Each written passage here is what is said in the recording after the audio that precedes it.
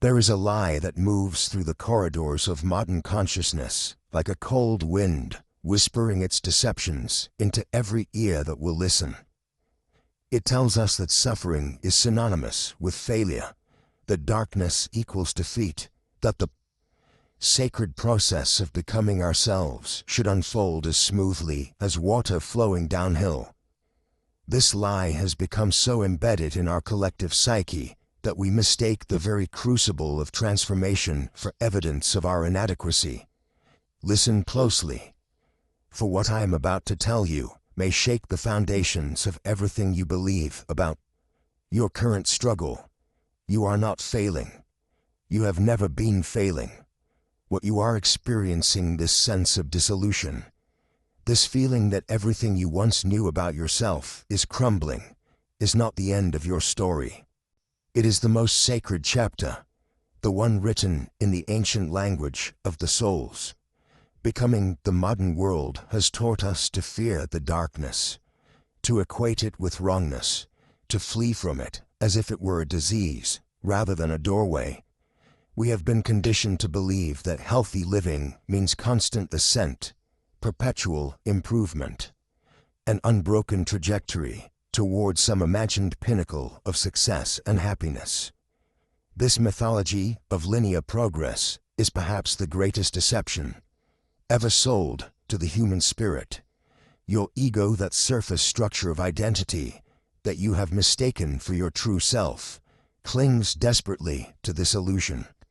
It wraps itself in the expectations of others, like armor, believing that if it can just conform perfectly enough, perform brilliantly enough, appear successful enough, it will finally be safe. But the ego does not understand what the deeper layers of your psyche know with absolute certainty, that true becoming requires a kind of sacred dissolution, a willing descent into the fertile darkness where authentic selfhood is born. The ancient alchemists understood this process intimately. They called it the Nigredo, the blackening, the necessary death that precedes all authentic transformation. Gold, they knew, could not be created without first reducing the base materials to their essential elements, burning away everything that was not pure, not true, not aligned with the material's deepest nature. They watched as substances dissolved into apparent chaos, holding faith that from this primordial darkness, something infinitely more valuable would emerge.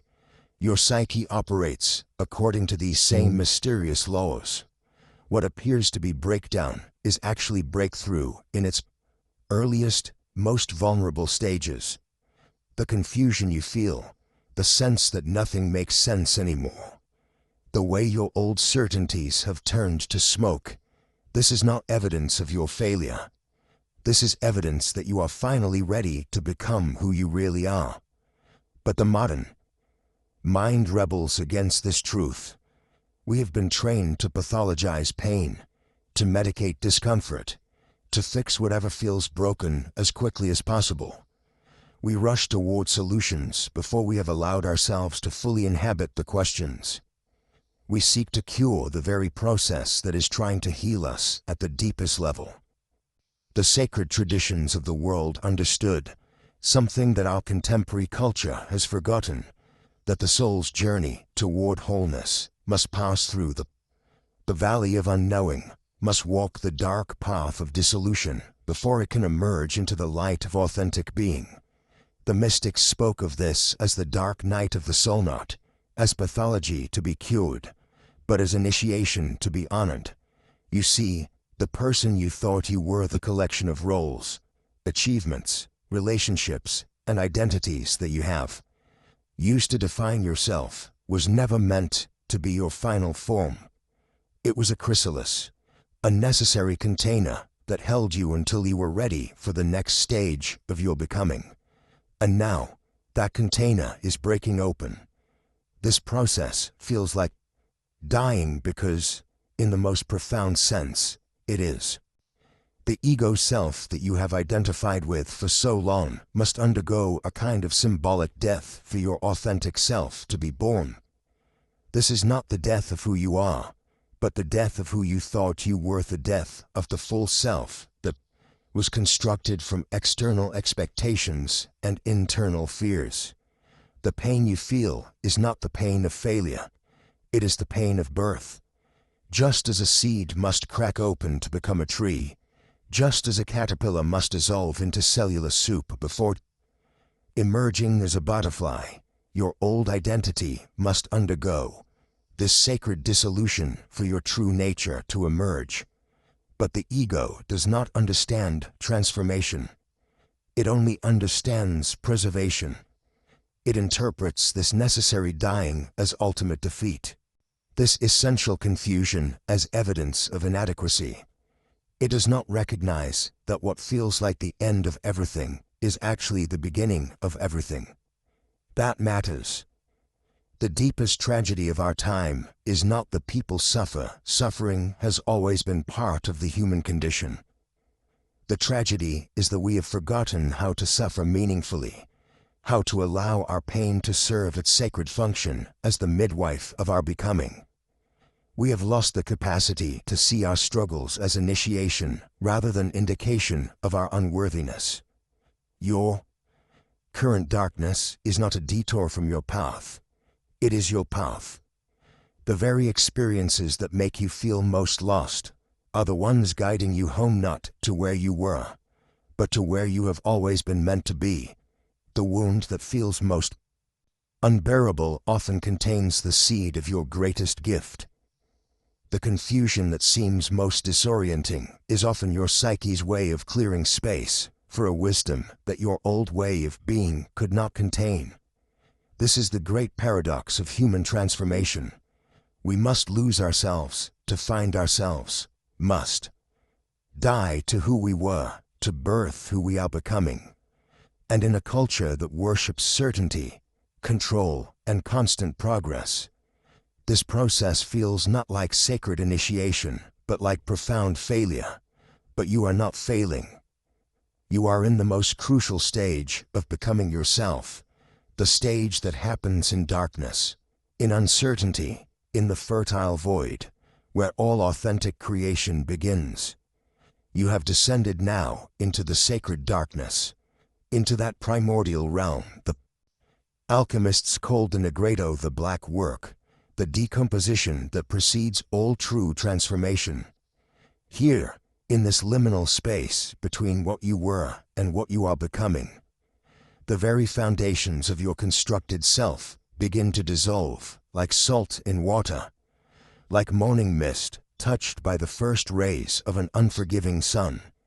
This is not the darkness of despair, though it may feel so to the ego that clings desperately to its familiar forms. This is the darkness of the womb, the rich humus of the forest floor, where fallen leaves surrender their shape to become the nutrients that will feed new growth. The alchemists understood this mystery, that the prima materia, the first matter of transformation, must be reduced to its essential blackness before it can be refined into gold.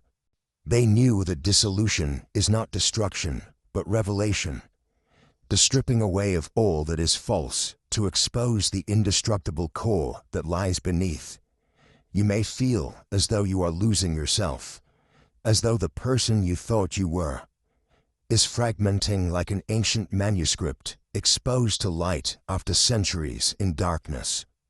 The roles you played, the masks you wore, the stories you told yourself about who you are, all of these begin to crack and crumble in this sacred dissolution. Your persona, that carefully constructed face you presented to the world, reveals itself as the beautiful but ultimately hollow shell it always was. Like a snake that has outgrown its skin, you must shed these outer coverings, even as the process leaves you feeling raw and exposed. But understand this profound truth. What is dying in you was never truly alive. What is dissolving was never truly solid. The ego's terror in the face of this dissolution stems from its fundamental misunderstanding of its own nature. It believes itself to be the totality of who you are, when in reality it is merely the surface of a vast ocean, the tip of an iceberg whose massive bulk lies hidden in the depths of the unconscious. The shadow you have spent so much energy avoiding, denying, projecting onto others, this despised and feared aspect of yourself, now emerges from the darkness, like a long-imprisoned sovereign returning to claim its rightful throne. The shadow is not your enemy, though it has played that role in the drama of your consciousness. It is the rejected king, the exiled queen, the forgotten child of your psyche who carries the very qualities you need for wholeness. In the shadow becomes your teacher, your guide through the underworld of your own making. This descent into darkness mirrors the mythic journeys that have echoed through human consciousness since our ancestors first gathered around fires to tell stories of transformation. In Anna's descent to the underworld, where she was stripped of all her regalia and hung on a hook like a piece of rotting meat before her resurrection, Persephone's abduction into Hades, her forced confrontation with the Lord of the Dead that ultimately made her queen of both worlds, Christ's 3 days in the tomb, the necessary death that preceded his resurrection. These are not mere stories, but psychological maps, blueprints of the individuation process that every soul must traverse. The Nigredo asks you to embrace paradox, to hold seemingly contradictory truths in the crucible of your being. You must learn to see failure as the foundation of wisdom, weakness as the gateway to authentic strength, and loss as the space where something truer can finally be born. The very experiences you have judged as evidence of your inadequacy reveal themselves as the raw material of your transformation. Your wounds become wounds. Your breaks become the places where light enters. In this black work, the familiar patterns of cause and effect begin to dissolve. The logical mind, so accustomed to linear progression and predictable outcomes, finds itself in a realm where different laws apply. Here, in Antiodramaya, that Jungian principle where things turn into their opposite, the governing force, what seemed like progress reveals itself as stagnation. What felt like strength shows its hidden brittleness. What appeared as knowledge unmasks itself as ignorance dressed in elaborate costumes. You may find yourself confronting memories you thought were safely buried, emotions you believed you had transcended, aspects of yourself you were certain you had outgrown. The Nigredo is ruthless in its archaeology of the soul, excavating layers of accumulated psychological sediment to reveal the bedrock of your authentic being. Each revelation may feel like a small death, each recognition of self-deception, like a knife thrust into the heart of your constructed identity. Yet within this seeming chaos, a deeper order is asserting itself. The unconscious, no longer content to whisper from the shadows, begins to speak in the full-throated voice of dreams, synchronicities, and seemingly random encounters that carry the weight of destiny. The psyche is rearranging itself at levels deeper than consciousness can perceive, like tectonic plates shifting beneath the surface of the earth to create new continents. This is the fertile darkness, the creative void from which all possibilities emerge. In the Nigredo, you are being composted, broken down into your essential elements so that something unprecedented can grow from the rich soil of your decomposed false self. Trust this process, even when every fiber of your being screams in protest. The darkness is not your enemy, but your midwife, not your punishment, but your preparation for a birth that can only happen in the sacred black of the alchemical womb. There comes a moment, perhaps in the midst of what others call your greatest success, perhaps in the hollow echo of applause that no longer reaches your heart when the mask begins to slip. You feel it first as a subtle discomfort, like wearing clothes that have shrunk in the wash of time, binding where they once flowed freely. The persona, that carefully crafted face you've presented to the world, starts to feel foreign against the tender skin of your authentic self. This is not a collapse born of weakness, though the world may whisper such interpretations. This is Jung's profound recognition that all psychological attitudes, when carried to their extreme, inevitably transform into their opposite. The very mask that once served as your bridge to acceptance, your passport to belonging, your armor against rejection, now becomes the prison that separates you from the life force pulsing beneath its painted surface. You remember when you first learned to wear it, don't you? That moment in childhood when your natural expression was met with disapproval, when your authentic response was deemed too much, too little, too wrong. In that instant of wounding, the persona was born not as deception, but as protection.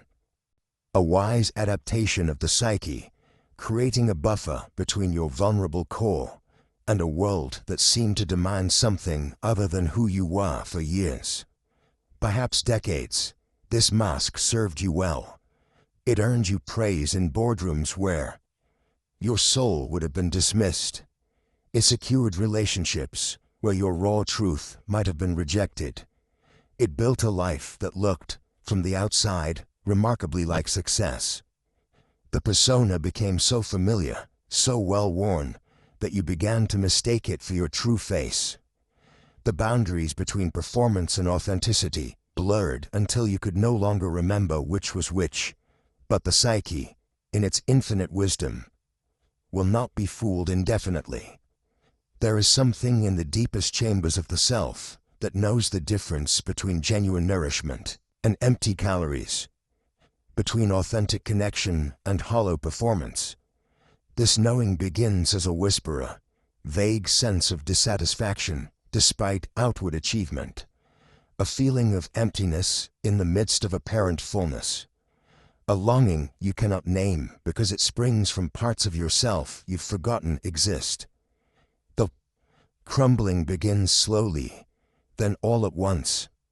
Perhaps it starts with a comment from a stranger who sees through your carefully constructed facade, reflecting back to you something truer than what you've been showing the world. Perhaps it's a moment of unexpected vulnerability that slips past your defenses, revealing depths you'd forgotten you possessed. Or maybe it's simply the accumulated weight of years of suppressing your authentic responses, until the foundation can no longer bear the load. When the persona begins to crack, the ego panics. It rushes to make repairs, to reinforce the familiar structure, to restore the known order. But this is like trying to hold back the tide with your bare hands. The force moving through you is not destruction, but transformation. Not ending, but beginning. The mask is not being destroyed. It is being composted, broken down into rich soil, from which something more authentic can grow. In those moments when the old ways of being no longer work, when the practiced responses fall flat, when the familiar charm fails to charm even yourself, you stand at the threshold of profound transformation. This is the dark night of the persona, where everything you thought you knew about how to be in the world suddenly seems inadequate, false, borrowed from someone else's story.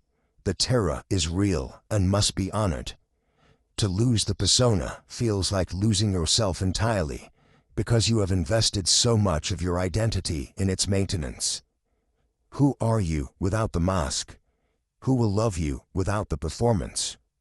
Who will you be in the naked vulnerability of your unadorned truth? These questions echo in the chambers of your being, reverberating with both fear and strange anticipation. But here, in this space of unknowing, something miraculous begins to unfold. Stripped of the familiar armor, you discover that you are not the fragile, unlovable creature you feared would be revealed. beneath the constructed self, lies something far more substantial. The authentic self that has been waiting patiently for this moment of liberation. Not the grandiose self of inflation, but the humble, genuine self that needs no performance to justify its existence. This authentic self speaks in a different language than the persona ever did. Where the mask spoke in shoulds and musts, the true self whispers in wants and longings. Where the persona performed what it thought others desired, the authentic self expresses what genuinely moves through it. Where the masks sought approval, the true self seeks alignment with its own deep knowing. The process of shedding the persona is rarely clean or comfortable. There are moments of confusion when you no longer know how to respond in familiar situations.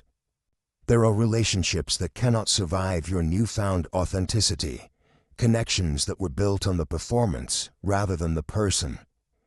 There are professional challenges when your new way of being doesn't fit the old molds. This is the necessary chaos of transformation. The dissolution that must precede reconciliation in the rubble of your former self. The broken pieces of who you thought you had to bias, the raw material for who you're meant to become. Each fragment of the shattered mask contains within it both the wisdom of what it protected and the limitations of what it constrained. This is not wholesale rejection of your past, but conscious integration of what served while releasing what no longer fits. The new self that emerges is not a replacement persona, another mask to wear. It is something far more dynamic and alive, a way of being that can respond authentically to each moment without the need for predetermined scripts.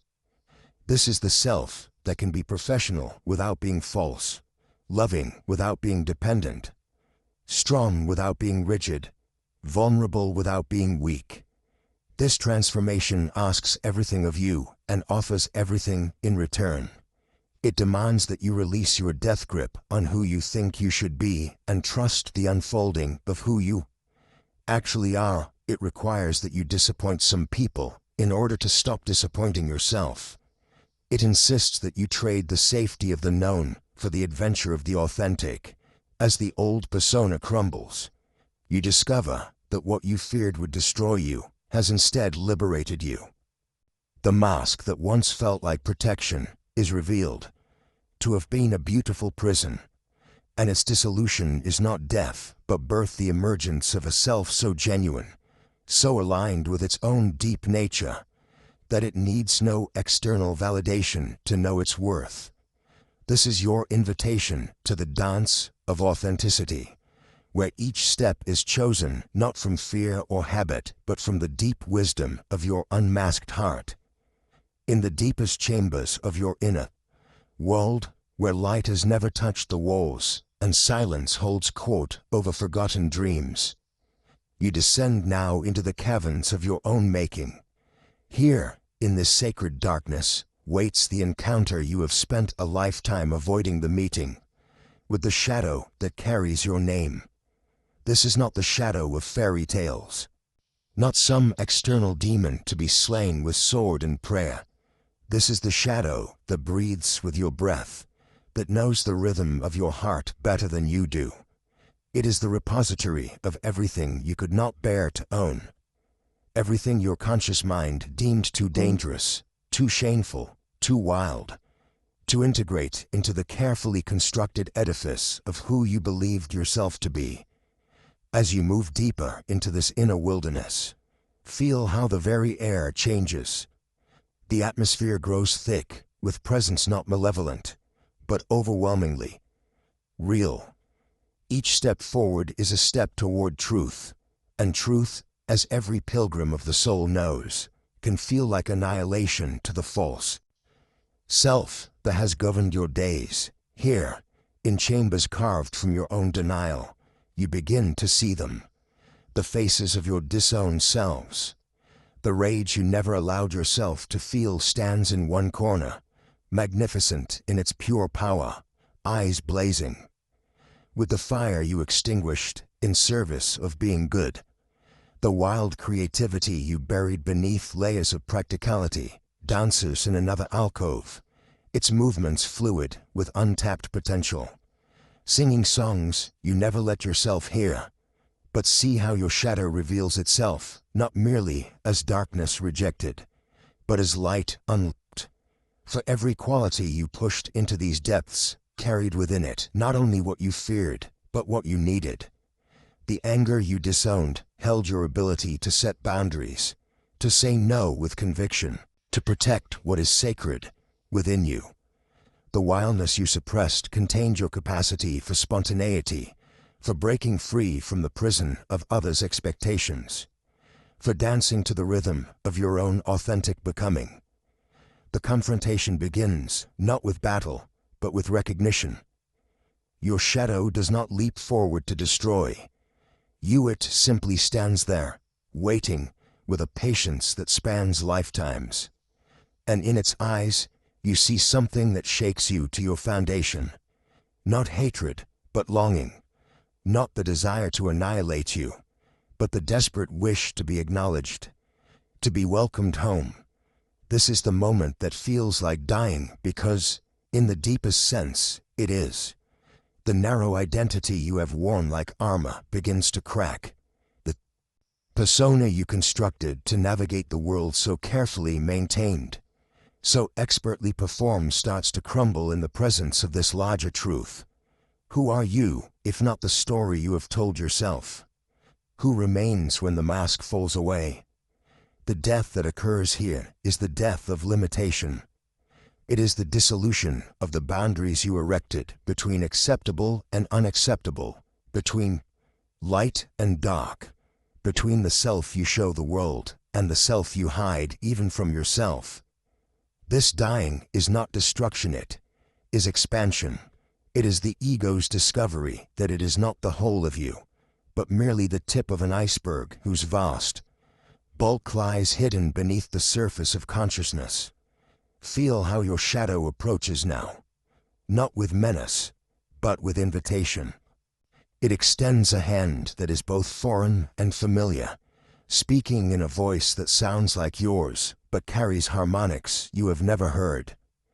I am not your enemy, it whispers. I am your completion. I am the half of you that you abandoned in your journey toward acceptability, the parts of you that you sacrificed on the altar of belonging.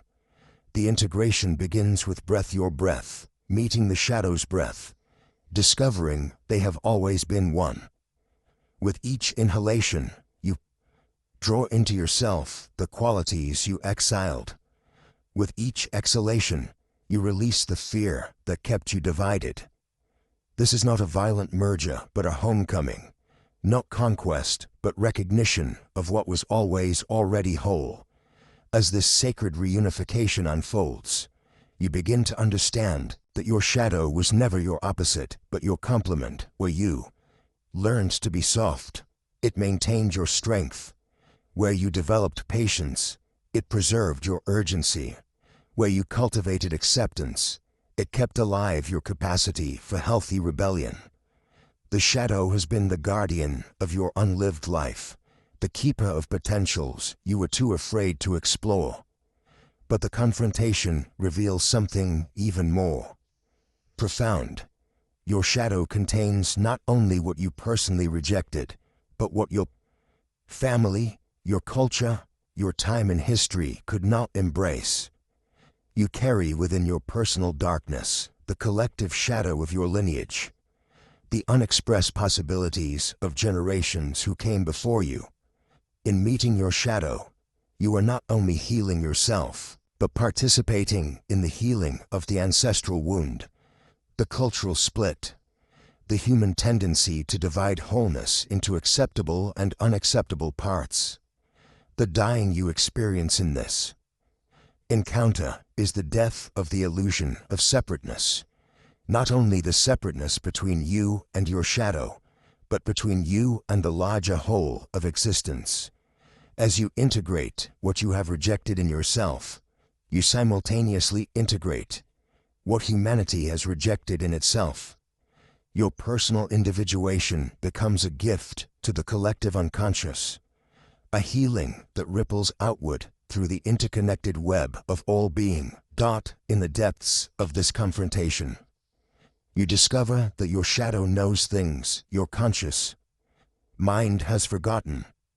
It remembers your original wholeness, the undivided state you inhabited before you learned to split yourself into pieces to survive in a world that demanded fragmentation.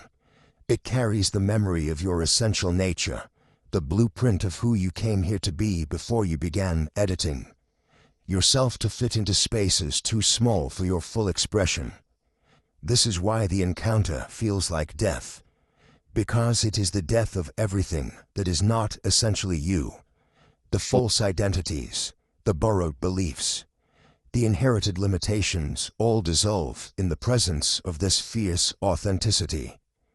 What remains is not smaller but infinitely larger, not diminished but revealed in all its terrifying and beautiful complexity. As the chapter of confrontation draws to its close, you stand transformed in the cavern of your own depths. The shadow that you feared has become your ally. The darkness you avoided has revealed itself as the fertile soil from which your truest self can grow. You understand now that the journey toward wholeness requires not the elimination of darkness, but its integration, not the conquest of the shadow, but its conscious embrace. The death you have died here is the death that makes rebirth possible. In meeting your shadow, you have met the totality of yourself. In embracing what you rejected, you have reclaimed your full inheritance as a human being. The narrow self that entered these depths has perished, and in its place stands someone capable of containing multitudes, someone who can hold paradox, someone who has learned that true strength comes not from perfection, but from the conscious integration of all that you are. Something profound is stirring in the depths of your being, something that could only emerge from the chaos of your unraveling, from the fragments of who you thought you were. An ancient archetype is awakening, the wounded healer, the one who has walked through fire and carries its transformative power within their very bones. This is not merely recovery, this is metamorphosis into something your former self could never have imagined. The wounded healer is perhaps the most sacred of all human archetypes, for it represents the alchemical transformation of suffering into service, of personal pain into universal compassion. Like Chiron, the centaur of Greek mythology, who was wounded by an arrow that could never heal, you are discovering that your deepest injury contains your greatest gift, that the very wound that brought you to your knees now becomes the source of your power to lift others. This emergence does not happen despite your suffering, but because of it. Every moment of despair you have endured, every night you have wrestled with your shadows, every time you have felt utterly broken, these were not meaningless torments, but sacred initiations. They were stripping away everything that was not essential, everything that was not authentically you, until only the pure gold of your true nature remained. The wounded healer understands something that the unwounded never can. That healing is not about returning to some imagined state of perfection, but about learning to transform poison into medicine, darkness into light, personal agony into collective wisdom. Your scars are not evidence of your failure. They are credentials of your initiation into the mysteries of human transformation. Consider how different you are now from who you were before your descent began. The person you were then, while perhaps more comfortable, more certain, more socially acceptably, lacked the depth that only comes from having touched the bottom of your own psyche and discovered that even there, even in the darkest places, something sacred was waiting. That person could offer sympathy, but not true empathy. They could give advice, but not genuine wisdom born from lived experience. Now, having been broken open by life, You possess something infinitely more valuable: the capacity to meet others in their darkness without fear, to hold space for that pain without trying to fix it, to recognize the sacred process of transformation even when it appears as chaos. You have become a bridge between the world of surface comfort and the deeper world of soul-making. The wounded healer does not heal others by having overcome their wounds, but by having learned to live authentically with them, to allow them to become sources of compassion rather than sources of shame. Your vulnerability, once your greatest fear, becomes your greatest strength. Your sensitivity, once perceived as weakness, reveals itself as a finely tuned instrument for detecting the subtle movements of the human soul. This is why your journey into darkness was necessary. The world has enough people who can offer solutions. From a place of untested wisdom, enough advisors who speak from theory rather than experience. What the world desperately needs are those who have walked through the valley of the shadow and emerged not unscathed, but transformed. Those who can say with authentic authority, "I have been where you are, and I can tell you that there is a way through." Your wounds become sacred geography, mapping a territory of human experience that others must navigate. Each scar tells a story not of defeat, but of survival and eventual transcendence. They are proof that the human spirit can endure the seemingly unendurable, can find meaning in the apparently meaningless, can transform even the most devastating experiences into sources of wisdom and compassion. The emergence of the wounded healer within you marks a fundamental shift in how you relate to your own suffering. No longer is pain something to be avoided at all costs or endured with gritted teeth. Instead, it becomes a teacher, a guide, a transformative force that continually shapes you into someone capable of greater depth, greater compassion, greater service to the healing of the world. This does not mean you seek out suffering or romanticize pain. Rather, you develop the capacity to work with whatever arises in your life, to find the seed of growth within every challenge, to trust that your psyche knows how to transform even the most difficult experiences into opportunities for expansion and service. The wounded healer understands that their greatest contribution to the world is not their strength, but their willingness to remain open, to stay tender, to allow their ongoing healing to become a form of ministry to others who are struggling. They do not pretend to have all the answers. Instead, they offer something far more precious: their authentic presence, their willingness to sit with uncertainty, their capacity to hold paradox without rushing toward resolution. You are becoming someone who can transform suffering into wisdom, pain into compassion, personal darkness into light that illuminates the path for others. Your wounds, rather than defining your limitations, are revealing your unique gifts. The very experiences that once made you feel most broken are becoming the source of your greatest contribution to the healing of the world. This is the sacred emergence of the wounded healer, not as someone who has conquered their wounds, but as someone who has learned to let their wounds become windows through which divine light enters the world.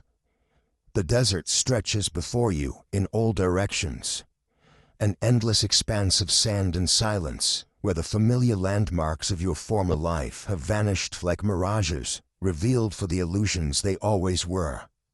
This is not the verdant landscape of easy growth, not the comfortable garden where you once tended your carefully cultivated identity. This is the wasteland of individuation, the necessary exile where the soul must learn to navigate by stars, invisible to those who have never left the safety of the collective shore. Here, in this place of apparent desolation, you walk the ancient path of the hermit, that archetypal figure who appears in the wisdom traditions of every culture. carrying a lantern not to illuminate the external world, but to cast light into the hidden chambers of the inner landscape. You have become the hermit of your own story, stripped of the external validations that once told you who you were. Forced to discover the compass that has always resided in the secret chambers of your heart. The desert is ruthless in its honesty. It offers no shade from the scorching sun of self-confrontation, no oasis of comfortable delusion where you might rest from the work of becoming. Every step across this inner wilderness is a choice between the path of authentic being and the well-worn roads that lead back to the safety of collective conformity. The voices that once defined your worth of parents, teachers, lovers, society itself fade to whispers carried away by the relentless wind, leaving you alone with the most frightening and liberating of companions, your own undiluted truth. In this solitude, you begin to distinguish between the voice of your authentic self and the chorus of collective expectations that has been singing its familiar song in your head for so long that you mistook it for the voice of your own wisdom.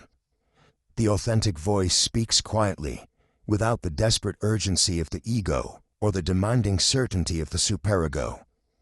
It speaks with the patience of eternity and the gentleness of deep knowing, offering guidance that serves not your image, but your essence, not your reputation, but your soul's true calling.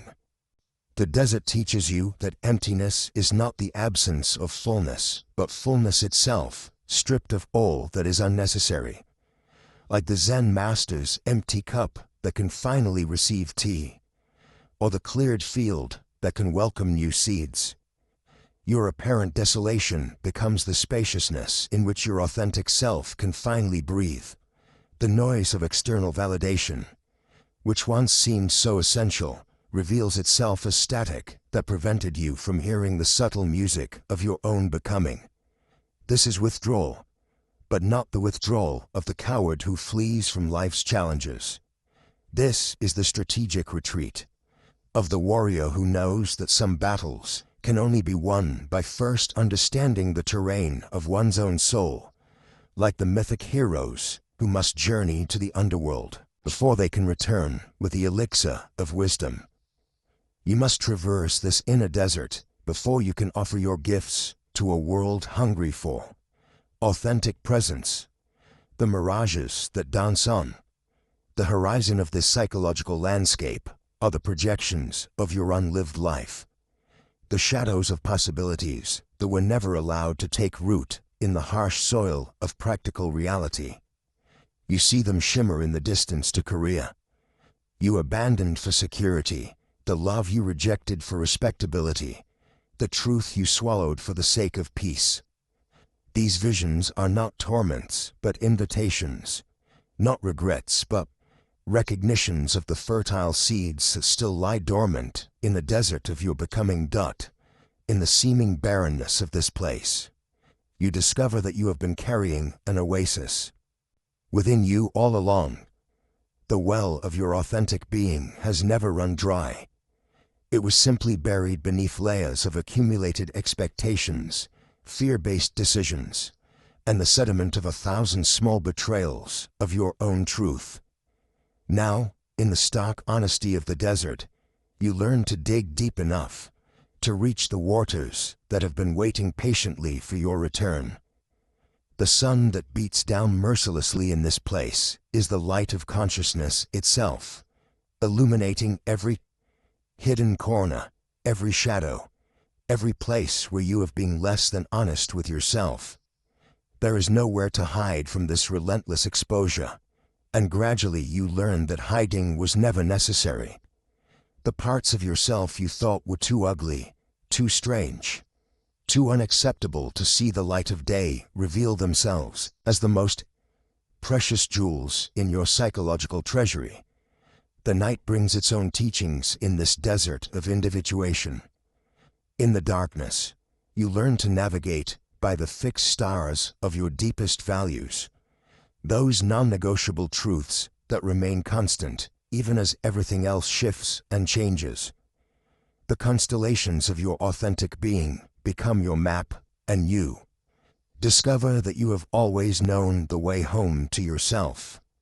You had simply forgotten how to read the sky. Other travelers occasionally appear on the horizon of this inner landscape, fellow wanderers in the desert of becoming. But you learn that this is ultimately a solitary journey, that no one else can walk your particular path or carry your specific burden of becoming. The loneliness you feel is not isolation, but the natural condition of the individual who has chosen the difficult path of authenticity over the easy road of conformity. The desert strips away everything that is not essential, everything that belongs to the persona rather than the self, like the bones that bleach white in the desert sun. What remains after this process is pure structure, essential form, the irreducible core of who you are beneath all the accumulated layers of who you thought you should be. This is not diminishment, but distillation, not loss, but the discovery of what can never be lost because it was never dependent on external circumstances for its existence. In this place of apparent emptiness, you are learning the most essential skill of individuation, the ability to be alone with yourself, without needing to fill the silence with distractions, to sit with your own company without feeling compelled to become someone else for your own entertainment. This is the hermit's gift, not withdrawal from life, but the deepest possible engagement with life's hidden essence, the patient cultivation of the inner flame that will one day light the way for others, lost in their own desert crossings, docked in the deepest chambers of your being, where consciousness meets the eternal mystery. An ancient ceremony begins to unfold. It is a wedding that has been waiting lifetimes to awaken at between two separate beings, but between the fundamental opposites that have dwelt within you since your first breath, held apart by the rigid walls of a mind that feared their union would mean chaos rather than creation. This is the Hyros Garmos, the sacred marriage that transforms the fragmented self into the unified whole. Within the temple of your awareness, polarities that have lived in exile from one another, strength and vulnerability, wisdom and innocence, light and shadow, masculine and feminine, creation and destruction, begin their eternal dance of integration. What you once believed to be irreconcilable enemies reveal themselves as lovers who have been calling to each other across the divide of your consciousness. Your strength, once so carefully guarded, so rigidly maintained, begins to soften at the edges where it meets your vulnerability. You discover that true power is not the absence of tenderness, but its conscious inclusion. The warrior within you, who has stood sentinel against all forms of weakness, slowly lays down arms as understanding dawns. Vulnerability is not the enemy of strength, but its secret source. In the moment when you allow yourself to be seen in your uncertainty, your trembling, your need for connection, you access a power that rigid invulnerability could never provide. The vulnerability, long hidden in the shadows of your psyche like a wounded child afraid to show its face, emerges blinking into the light of acceptance. It carries with it gifts that your armored self could never access, sympathy that flows like water between souls, intuition that reads the subtle languages of the heart, creativity that springs from the fertile soil of openness to the unknown. As these qualities meet your strength, they do not diminish it, but alchemize it into something both tender and fierce, both gentle and unstoppable. Your wisdom, accumulated through years of learning and experience, encounters the eternal innocence that lives at your core, that part of you that still wonders at the mystery of existence, that approaches each moment with fresh eyes, unclouded by the assumptions of the past. At first, these seem contradictory forces. How can you be both wise and innocent, knowing and unknowing? But in their sacred union, You discover that true wisdom is not the accumulation of certainties, but the deepening capacity to remain open, to wonder, to hold knowledge lightly enough that new understanding can enter. The innocence brings to wisdom the gift of beginner's mind, the ability to see familiar things as if for the first time. Wisdom offers innocence, the gift of discernment, the capacity to navigate complexity without losing touch with simplicity. Together, they create a way of being in the world that is both sophisticated and spontaneous, both learned and eternally curious. Most profound of all is the marriage between your light and shadow, those aspects of self that have been locked in seemingly eternal conflict. Your light, the parts of yourself you've celebrated, cultivated, shown to the world, meets your shadow, those disowned aspects you've rejected, hidden, denied. In the alchemy of conscious awareness, you begin to understand that these are not separate entities but complementary faces of your wholeness. Your shadow carries the very qualities your light requires for completion. The anger you've suppressed holds the fire needed for appropriate boundaries. The selfishness you've denied contains the self-love necessary for authentic generosity. The darkness you've fled holds the depth that gives meaning to your brightness. Without shadow, light becomes harsh, one-dimensional, ultimately lifeless. Without light, shadow becomes destructive, chaotic, ultimately sterile in their union. Light and shadow create something neither could achieve. Alone a wholeness that can navigate the full spectrum of human experience with consciousness and compassion. You begin to love your shadow not despite its darkness, but because of the completeness it offers. The way it rounds out your humanity and grounds your spirituality in authentic earthiness. This sacred marriage is not a one-time event, but an ongoing process, a daily choosing to honor the dance of opposites within you, rather than forcing them into rigid separation. It requires the depth of the ethereal mind that has ruled your inner landscape and the birth of the both-and consciousness that can hold paradox without needing to resolve it into false simplicity. You learn to be both strong and soft, speaking your truth while remaining open to other perspectives. You become both teacher and student, offering your gifts while staying receptive to new learning. You embody both presence and mystery, fully here while remaining connected to the infinite. You discover that you can be both human and divine, gloriously flawed and eternally perfect, simultaneously becoming and being. The breakdown that brought you to this moment is revealed in its true nature, not as destruction, but as the necessary dissolving of the barriers that kept these inner polarities apart. Your ego's death was required so that something larger could be born, something that could contain multitudes without being torn apart by their seeming contradictions. In this sacred marriage, you discover that wholeness is not about perfection, but about integration. It's not about eliminating your contradictions, but about learning to dance with them consciously. You realize that every human being carries within them the same wedding party of opposites, and that our suffering often comes not from the presence of these polarities, but from our resistance to their union. As these inner marriages are consummated, in the chapel of your awareness, you begin to see the world differently. The ethereal thinking that once dominated your perception gives way to a more nuanced vision that can hold multiple truths simultaneously.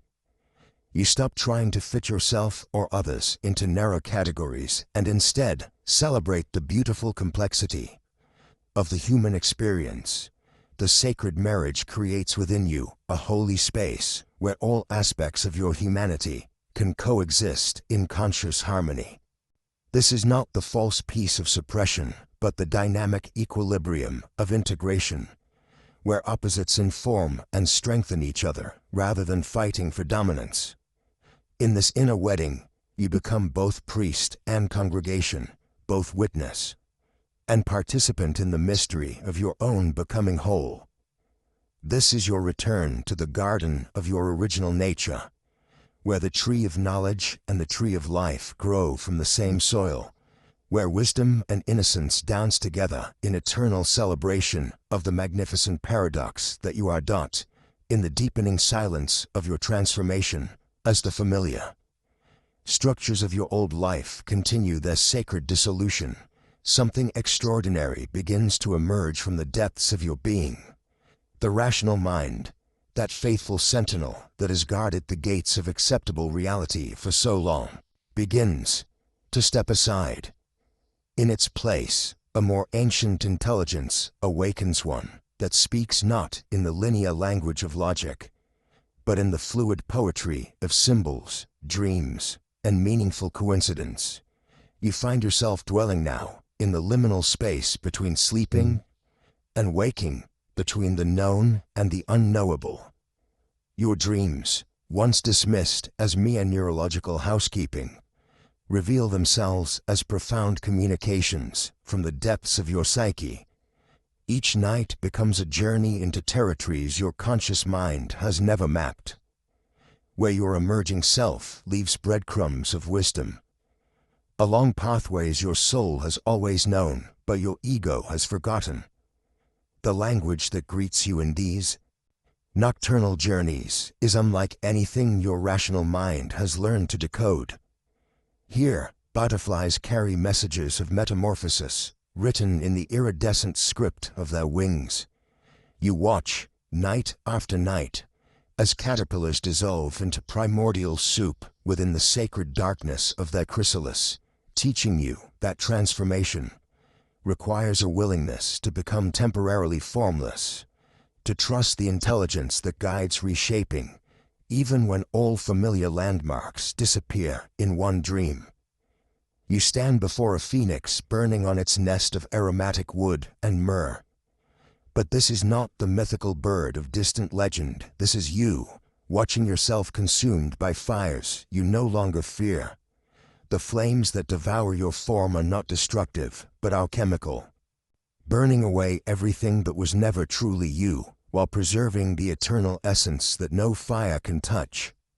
You wake with tears on your face and the taste of smoke in your mouth, understanding that you are both the phoenix and the fire, both the death and the resurrection.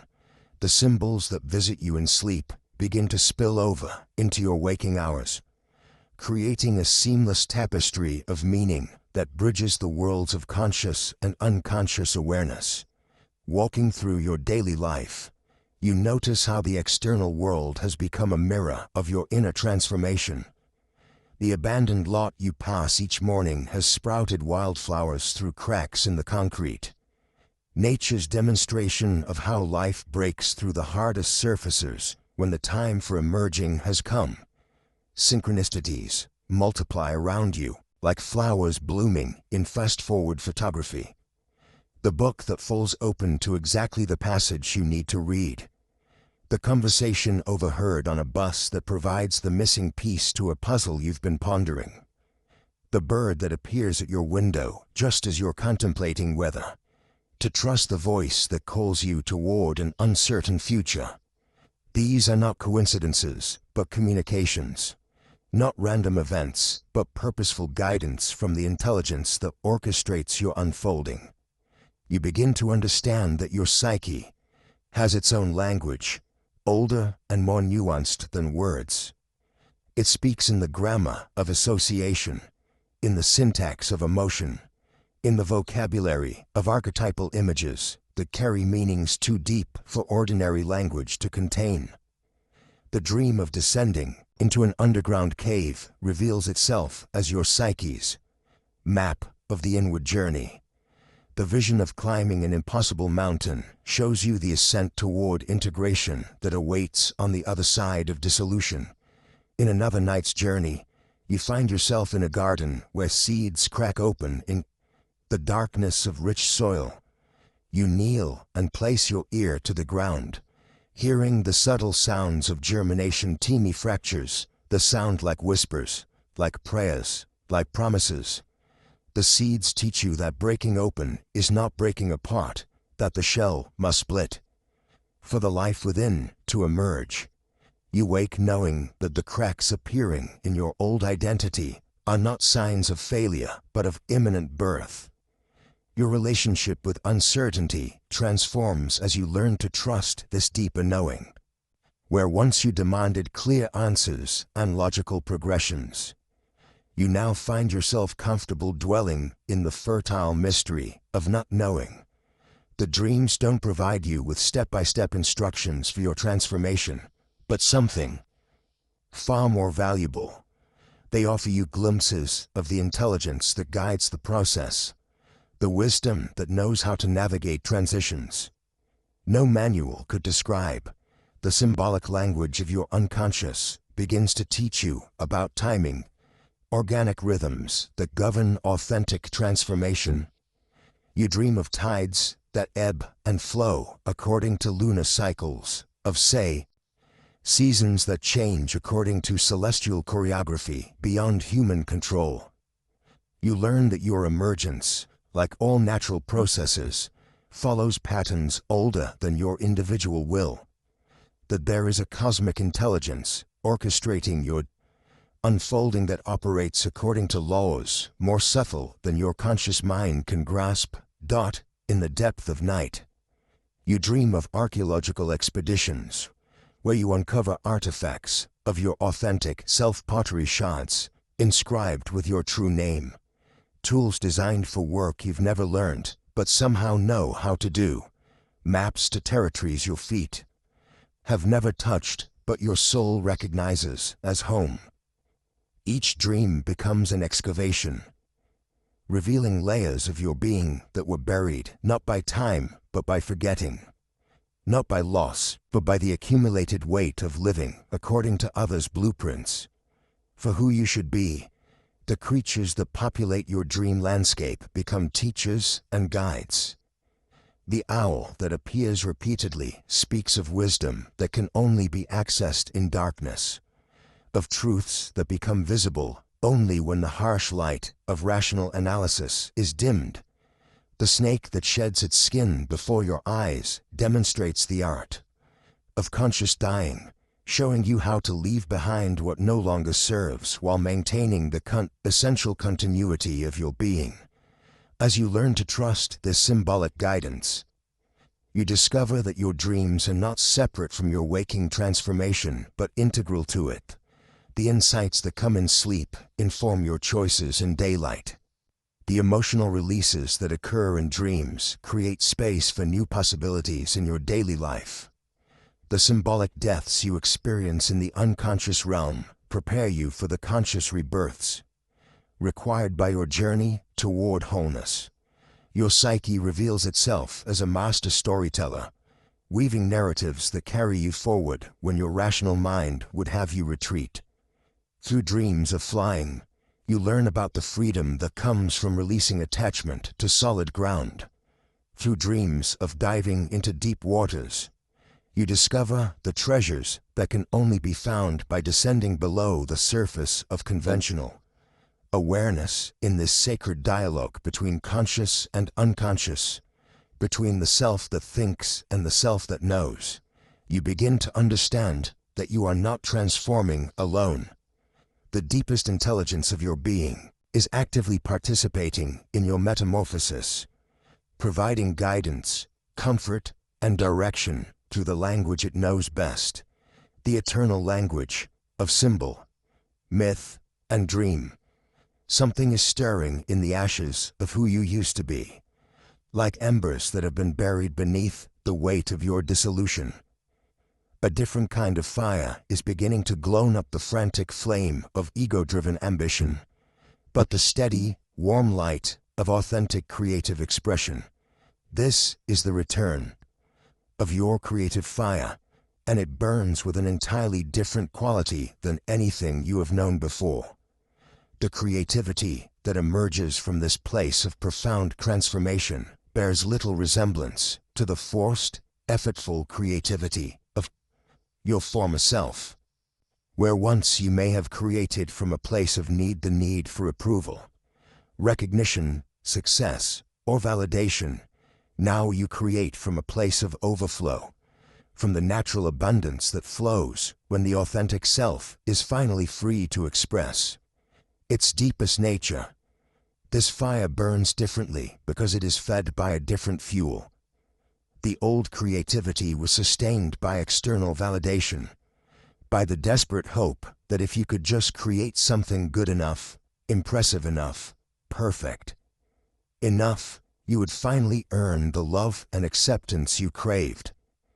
But this new creative energy draws its power from an internal source, from the wellspring of your own authentic being, from the vast reservoir of wisdom and experience that your journey through darkness has filled.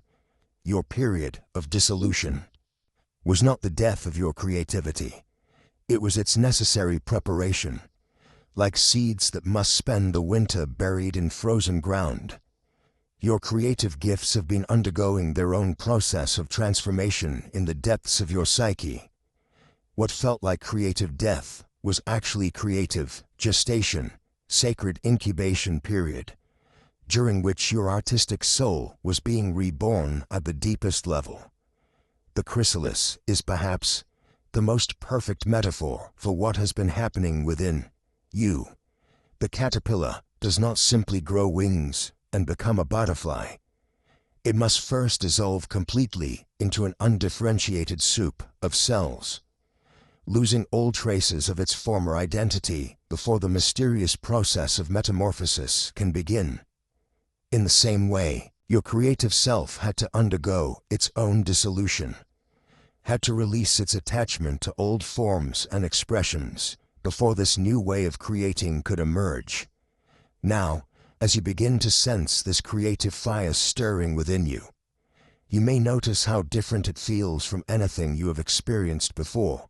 There is less anxiety in it, less attachment to outcome, less fear of judgment. This creativity arises not from a place of emptiness, seeking to be filled, but from a place of fullness, seeking expression. It moves through you like a river that has found its natural course, flowing not because it must reach a particular destination, but because flowing is its essential nature. This is what the mystics and artists throughout history have called divine inspiration, not because it comes from some external divine source, but because it emerges from the divine spark within you that has finally been freed from the constraints of ego-driven creation. Your authentic self, having survived the crucible of transformation, now seeks to express itself in ways that are uniquely, unmistakably yours. The creative works that emerge from this place carry a different signature, a different energy. They are imbued with the depth that only comes from having been forged in the fires of genuine experience. They speak not just from your mind, but from your entire being, from your wounds and your healing, from your darkness and your light, from the totality of who you have become through your journey of transformation. This new creativity is also remarkably fearless. Having faced the dissolution of your identity and survived, having touched the depths of your own psyche and found treasure there, you are no longer easily intimidated by the risk of creative vulnerability. The fear of judgment that once paralyzed your creative expression seems almost quaint now, compared to the far greater fear of not expressing what wants to be born through you. You begin to understand that creativity is not something you do, but something you are. It is not a skill to be mastered or a talent to be developed, but a fundamental aspect of your being that flows naturally when all the obstacles have been cleared away.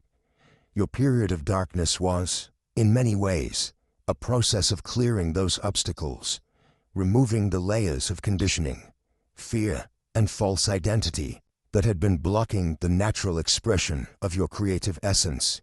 The works that emerge from this place often surprise even you. They contain wisdom you didn't know you possessed, beauty you didn't know you could create, truth you didn't realize you had access to. This is because they are coming not from your personal consciousness alone, but from the deeper layers of the psyche that your journey has opened up from what Jung called the collective unconscious, the vast reservoir of human experience and wisdom that becomes accessible to those who have made the complete journey into themselves. Your creative fire now burns with the authority of lived experience, with the authenticity that only comes from having faced yourself completely and found yourself worthy of love. It carries within it not just your personal journey, but the universal themes of death and rebirth, loss and discovery, darkness and illumination that speak to the deepest parts of the human experience. This is not the creativity of youth, eager and unformed, nor the creativity of middle age, skilled but often constrained by convention. This is the creativity of the initiated, of one who has walked through fire and emerged transformed. It burns with steady, sustainable flame that can warm others without consuming itself, that can illumine without blinding, that can inspire without overwhelming. The return of your creative fire marks not just a personal renaissance, but a sacred responsibility. You have been entrusted with gifts that could only emerge from your particular journey through darkness into light. And these gifts are meant to be shared.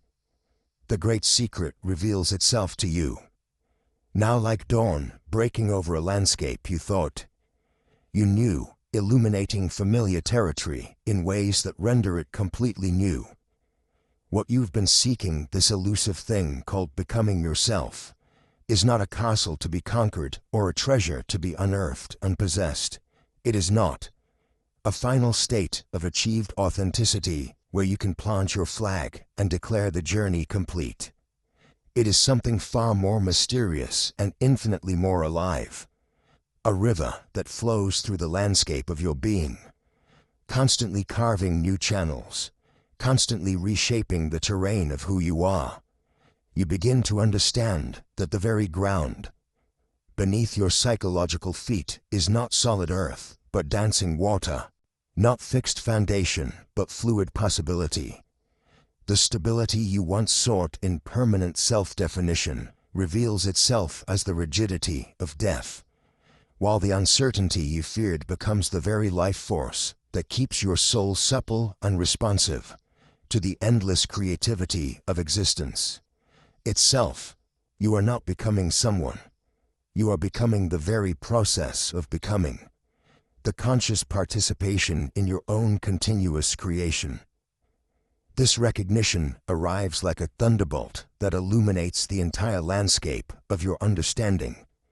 Every failure you have mourned, every breakdown you have endured, every moment when your carefully constructed self crumbled like sand castles before the tidal of these were not evidence of your inadequacy but necessary dissolutions in the eternal rhythm of psychological death and rebirth. The caterpillar does not fail when it dissolves into undifferentiated cellular soup within the chrysalis.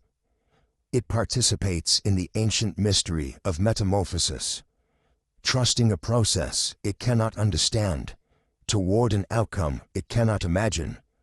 The word failure itself begins to shimmer and shift in your awareness, revealing layers of meaning that were invisible when viewed through the lens of linear achievement. What you once labeled as failure was simply the soul's refusal to accept anything less than its full authentic expression. Your breakdowns were breakthroughs in disguise. Your defeats were the universe's way of redirecting you toward a truer path. Your losses were clearings in the forest of your being where new light could finally penetrate the canopy of old assumptions. You learned to recognize the sacred pattern that pulses through all genuine transformation, the necessity of dissolution before reconstruction, the requirement of emptiness before fullness, the inevitable dark night that precedes every authentic dawn.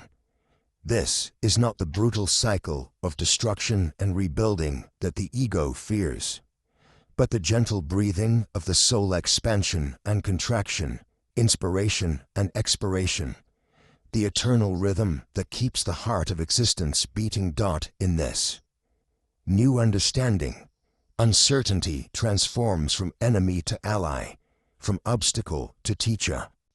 The ground that once felt frighteningly unstable beneath your feet reveals itself as the dynamic foundation of all creative possibility. You begin to dance with not knowing, to find in the space between what was and what might be a field of infinite potential, where your truest self can play and experiment and discover. The anxiety you once felt in the face of uncertainty begins to alchemize into excitement. The fear of the unknown transforms into curiosity about what wants to emerge. The paradox deepens as you realize that the more fully you embrace your own constant becoming, the more stable you feel. Not the brittle stability of rigid self-definition, but the fluid stability of a tree that bends with the wind. The dynamic equilibrium of a river that maintains its essential character while never being the same water twice. You discover that trust is not belief in a predetermined outcome, but faith in the process itself. Confidence not in your ability to control, but in your capacity to respond creatively to whatever arises. This is the great reversal, the enantiodromia that turns everything inside out and reveals the hidden wisdom that was always present in your struggles. What you thought was weakness, your sensitivity, your confusion, your tendency to question everything, reveals itself as the very qualities that make authentic transformation possible. Your doubt becomes discernment. Your uncertainty becomes openness. Your willingness to not know becomes the spaciousness in which genuine knowing can arise. You begin to see that every ending in your life has been pregnant with beginning. Every death has carried within it the seeds of resurrection. The relationships that ended made space for truer connections. The careers that collapsed cleared the way for work more aligned with your soul's purpose. The identities that crumbled like old buildings made room for more authentic structures, to be built on the cleared ground of your being. The process itself becomes your teacher, your guide, your most trusted companion. You learn to read its subtle signals, to recognize when dissolution is necessary and when integration is called for, to sense when to push forward and when to surrender, when to hold on and when to let go. This is not passive submission to fate, but active participation in the creative unfolding of your own becoming. Conscious collaboration with the forces that are always working toward your fullest expression in quiet moments. You feel yourself breathing with this larger rhythm, your individual pulse synchronized with the heartbeat of existence itself. You understand that you are not separate from this process, but its very embodiment. Not subject to transformation, but transformation, knowing itself through the vehicle of your particular consciousness. The boundaries between self and process, between becoming and being, begin to dissolve like mist touched by morning sun. This is the ultimate paradox that your journey has been leading you toward, that in accepting your own constant changing, you touch something eternally unchanging. In embracing your continuous becoming, you discover your essential being. In dancing with uncertainty, you find the deepest stability. In trusting the process, even when you cannot see the outcome, you align yourself with the very force that moves the stars in their courses and coaxes the spring flowers from the dark earth of winter's end. You are learning to live the question rather than demand the answer, to inhabit the mystery rather than solve it, to become the poem that life is writing through you rather than the critic who stands apart and judges. This is the dance of becoming, and you are both the dancer and the dance, both the music and the one who moves to its eternal rhythm, From the primordial mud of your deepest struggles, something miraculous begins to surface, like the lotus that draws its sublime beauty from the rich darkness of pond sediment. Your authentic self emerges, not despite the chaos you have endured, but because of it. Every wound, every failure, every moment of desperate confusion has been composting in the depths of your being, creating the fertile soil from which this new you now rises. This emergence is neither sudden revelation nor gradual awakening, but something more mysterious, remembering that feels like discovery, a becoming that feels like returning home. As you witness this authentic self taking form, you experience the profound paradox of meeting both a complete stranger and your oldest friend. The person emerging from the chrysalis of your transformation is utterly new, born from the alchemy of conscious suffering, yet completely familiar, as if you are finally remembering who you have always been beneath the layers of conditioning and compromise.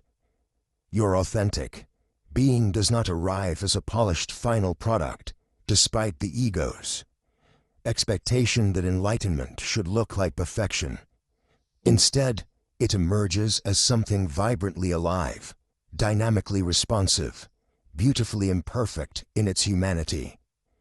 This is not the sterile perfection of marble statues, but the warm imperfection of living flesh, scarred, perhaps, weathered, certainly, but pulsing with the unmistakable rhythm of genuine life. You discover that authenticity is not a destination, but a way of traveling. Not a fixed identity, but a fluid responsiveness to the ever-changing landscape of existence.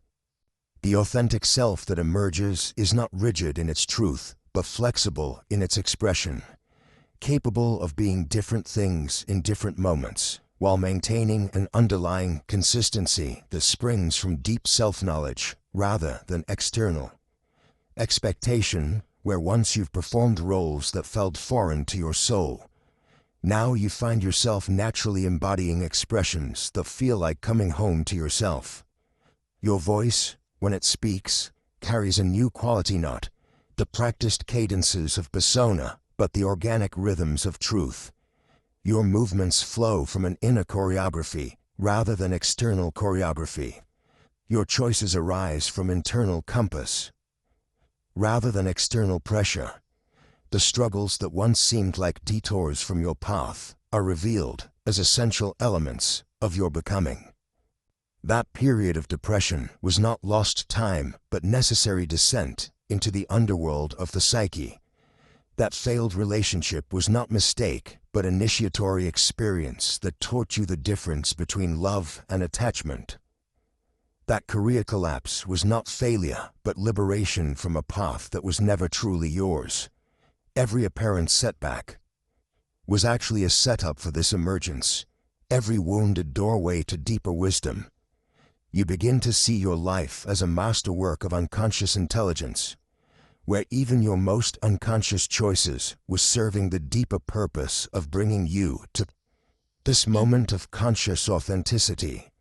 The detours were not detours at all, but essential parts of the journey, each one adding necessary colors to the palette from which your authentic self now paints its expression. This understanding brings profound compassion for the person you have been at every stage of your journey. The people pleaser was doing their best to find belonging. The perfectionist was trying to earn love. The rebel was seeking freedom. The conformist was looking for safety.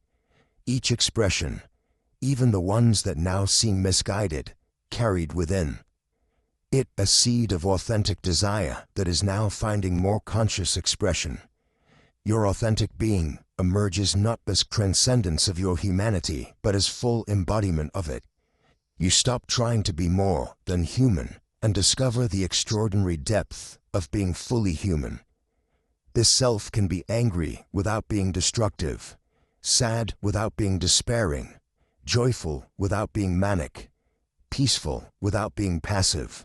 It contains the full spectrum of human experience, while being identified with none of it exclusively. The emergence brings with it a new relationship to time and becoming. Where once you lived in the anxiety of becoming something you were not yet, now you rest in the confidence of already being who you are, while remaining open to continued unfolding. The frantic seeking transforms into patient allowing. The desperate grasping becomes graceful receiving. The forced growth gives way to organic flowering. You notice that this authentic self relates differently to the world around you.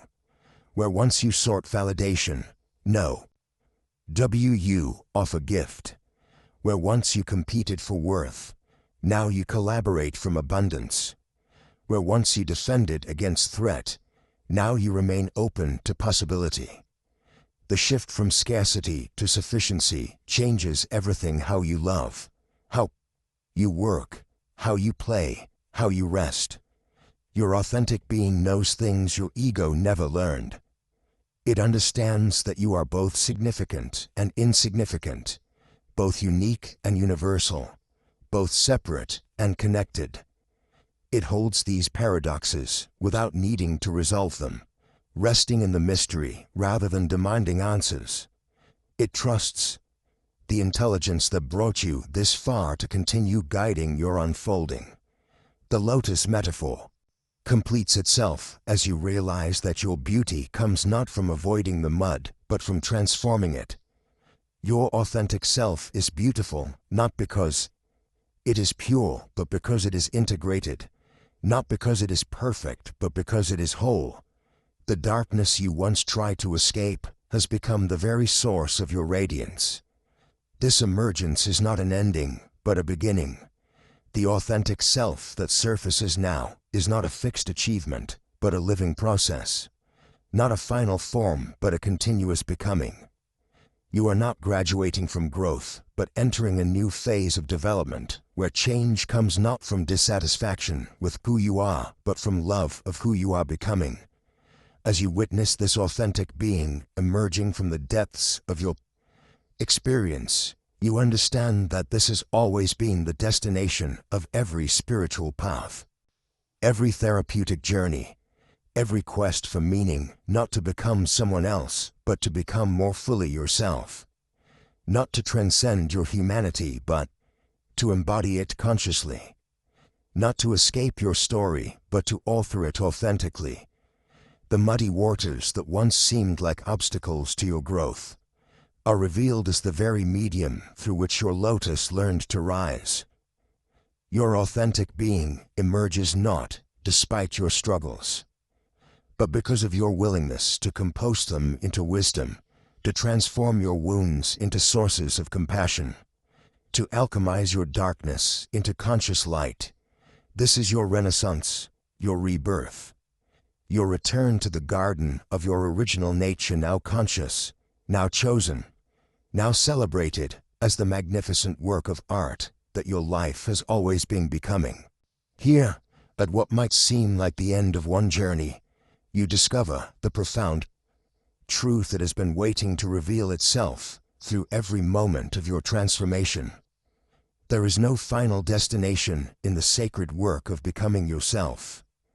The individuation that has carried you through death and rebirth, through shadow and light, through dissolution and integration, is not a problem to be solved, but a dance to be danced, not a mountain to be conquered, but a spiral to be walked, with ever-deepening reverence. Standing now in the fullness of what you have become, you look back at the person who first felt the tremors of that old life cracking apart, and you feel not pity but profound compassion. That person, lost in the fog of their own unraveling, could not have imagined that what felt like failure was actually the universe's most loving intervention, the cosmic intelligence that refused to let you remain smaller than your true nature, calling you home to yourself through the very experiences that seemed to be destroying you. The darkness you once feared as the enemy of your peace reveals itself now as the womb of your rebirth. Those months, perhaps years, of not knowing who you were or where you belonged, were not punishment, but preparation, the necessary dissolution that precedes every authentic emergence. Like the caterpillar that must become soup before it can become butterfly, you had to lose your familiar form to discover the wings that were always waiting within you. The chaos that once threatened to overwhelm you shows its true face now as the creative force of transformation itself. What felt random and destructive was actually the precise intelligence of life reorganizing your inner landscape, clearing away the structures that had become too small to contain your expanding awareness. Every loss was making space for something greater. Every ending was creating the opening through which your authentic self could finally breathe. You understand now with a clarity that penetrates bone and marrow. You were never broken. You were breaking open. The cracks that you thought were signs of your failure were actually the places where your light was fighting to get out. The fragments of your old identity that lay scattered around you were not evidence of destruction, but the raw materials from which your true self would be consciously constructed. This realization brings, with it, a profound shift in how you perceive the very nature of growth and healing. The linear model that promised you would one day arrive at a finished version of yourself dissolves into something far more beautiful and complex. The recognition that you are a living system in constant dialogue with mystery, forever spiraling deeper into layers of awareness and integration that have no ultimate bottom. The dance of individuation reveals itself as precisely that, a dance. Sometimes you lead, making conscious choices that align with your deepest knowing. Sometimes you follow, allowing yourself to be guided by forces larger than your individual will. Always, you are in relationship with your unconscious, with the collective soul of humanity, with the creative intelligence that moves through all life. Each spiral deeper into self-knowledge brings not answers, but better questions. Each integration of shadow material reveals new territories of unconsciousness waiting to be explored. Each expansion of your capacity to hold paradox opens doorways to even greater complexities that your soul is eager to embrace. This is not the futility of endless seeking, but the joy of inexhaustible becoming. You begin to recognize the signs that once marked crisis as the familiar rhythms of transformation. The restlessness that signals new growth, pushing against old containers. The dreams have become more vivid when your psyche is preparing you for another level of integration. The synchronicities that multiply when you're approaching a threshold that will expand your understanding of what it means to be human. The person you are, no more whole, more authentic, more capable of containing multitudes, is not the final version of yourself, but the most recent expression of an ongoing creative process. You are both the sculptor and the clay, both the composer and the music, both the author and the character in an ever-expanding story of human becoming.